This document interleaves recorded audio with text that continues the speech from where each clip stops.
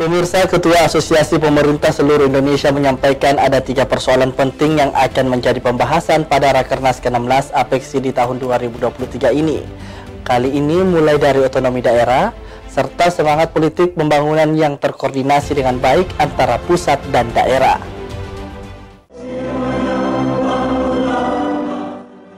Kegiatan Asosiasi Pemerintah Seluruh Indonesia yang diadakan di Kota Makassar di tahun 2023 ini bukan hanya sekedar kegiatan seremonial semata, namun terdapat sejumlah pembahasan penting yang akan dibahas pada Rakernas ke-16 di Upper Hills Convention Center Jalan Metro Tanjung Bunga.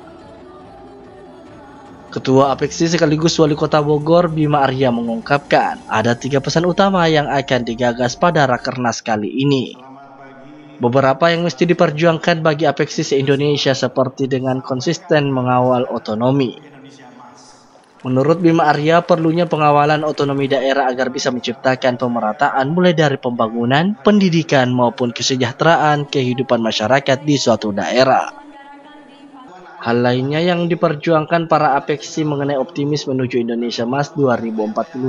Namun tanpa adanya konsolidasi dan kolaborasi dan kaderisasi, perubahan tersebut tidak akan berjalan. Ia menambahkan perlunya semangat politik pembangunan yang terkoordinasi dengan baik antara pusat dan daerah. Dari hasil pertemuan tersebut diharapkan mendorong terwujudnya pembangunan kota yang lebih baik yang memberikan manfaat langsung bagi penduduk setempat. Ada beberapa isu yang hari ini saya kira penting untuk kita sikapi bersama-sama.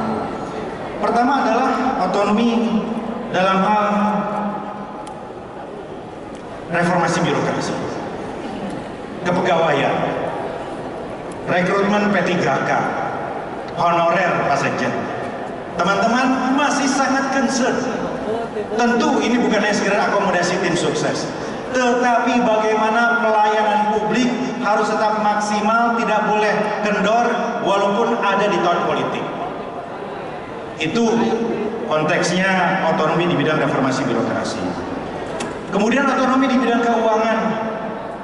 Teman-teman sering mengangkat isu tentang mandatory spending, kewajiban untuk menganggarkan dengan pagu yang dikunci, minimal pendidikan, misalnya kesehatan dan lain-lain.